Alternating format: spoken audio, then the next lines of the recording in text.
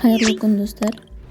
Бүгін сіздермен өте жұмсақ, дәмді, жыртылмайтын, бір жасалғаннан өте күшті болып шығатын белене жасайтын боламыз. Керекті заттарымыздың барлығын дайындап аламыз. Каналыма тіркеліп, лайк басуды ұмытпаңыздар. Ең алдымен жұмыртқа шағып аламыз. Мен 4 жұмыртқа қосатын боламын. Егер сіздер көп мөлшерде белене жасайтын болсаңыздар, 4 жұмыртқа қосыңыздар.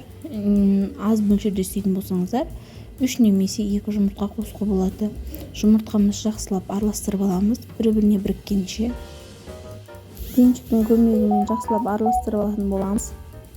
Егер де сіздерде бенчик болмаса, шанышқы арқылы араластыруға да болады. Міне осылай бір-біріне біріккенше осылай болып жақсылап араластырып аламыз және құмшекер қосамыз. Құмшекерді де өте дәмді, тәтті болып шықсын десеңіздер, көптеу қосыңыздар, дәміне қарай қоса беруге болады. Жақсылап құмшекерімізді араластырып аламыз ерігенше.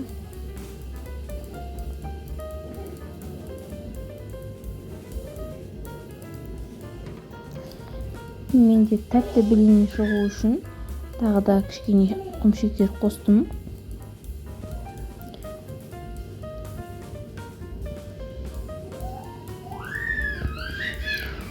Араластырып болған кейін бізде жылы сүт құямыз.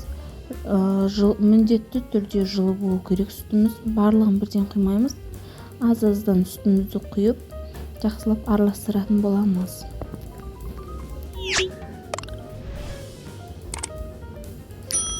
Бірден сүттің барлығын құюға болмайды. Кішкене құйып араластыратын боламыз.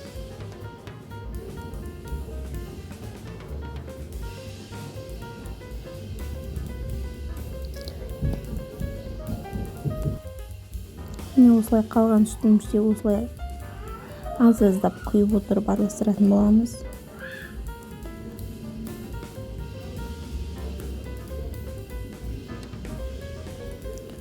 Керек заттардың барлық ингредиенттерін описаниеға жазып қалдыратын боламын.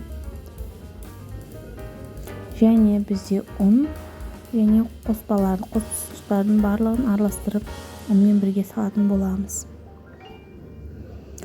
Ұнды да аз-аздан саламыз. Аз-аздан салып араластыратын боламыз. Барлығын бірден салуға болмайды. Іртік-іртік болып қалмауымыз үшін кішкене көлемнен салып араластырып отыратын боламыз.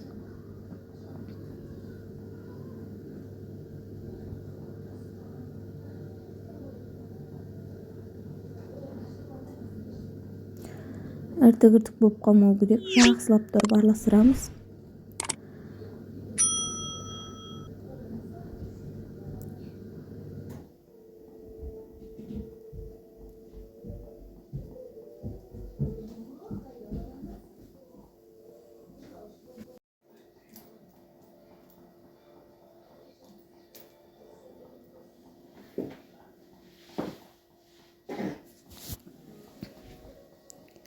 Қалған ұнымызды да жаймен салып,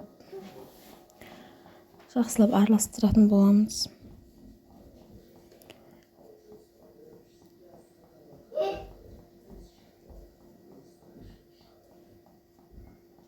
Міндетті түрде жақсылап араластырамыз. Майды ұмытпаймыз.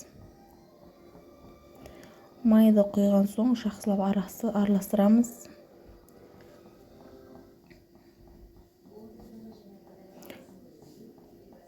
Өсімдік майын құйғаннан кейін өте жұмсақ және тесік-тесік домалақ әдемі болып шығатын болады. Және өте жұмсақ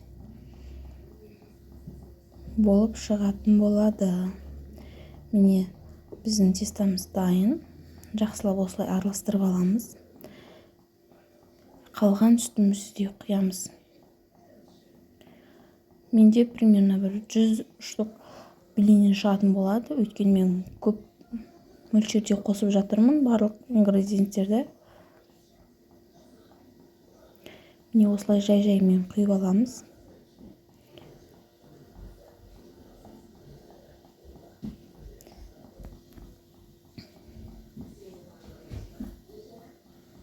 Және мен кішкене бір стаканша жылы су құятын боламын, үстінен араластырып жақсылап.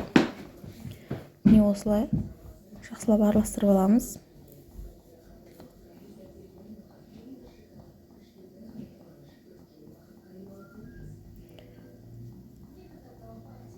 Біздің құймамыз осылай сұйықтықта болу керек. Осы сұйықтықта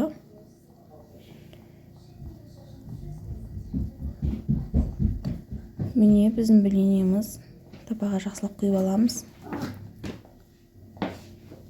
Табаға құйып алған кейін қайтып табадан алу үшін өзіңізге ыңғайлы шанышқы немесе осылай үлкен шанышқының көмегінде алуға болады. Міне блиніміз өте қызыл, тесік-тесік әдемі болып шықты.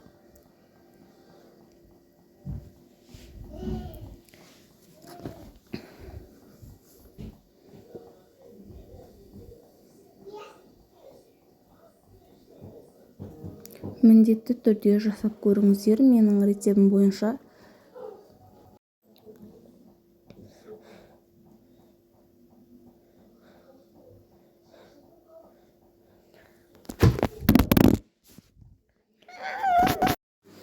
Осылай қызып тұрған табамызға құйып аламыз.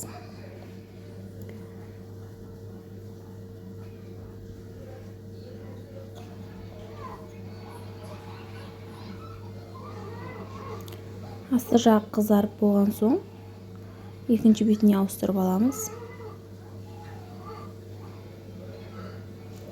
Өздеріңізге ыңғайлы шанышқы немесе осы үлкен шанышқыны қолдансаңыздар болады. Міне өте әдемі қып-қызыл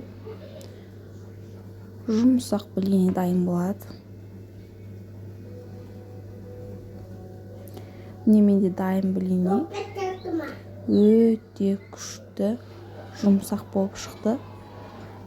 Бір жасалғаннан өте әдемі жыртылмай шығатын блини дайын болады. Менің рецептіммен дайындап көріңіздер. Міндетті түрде каналыма тіркеліп кетіңіздер.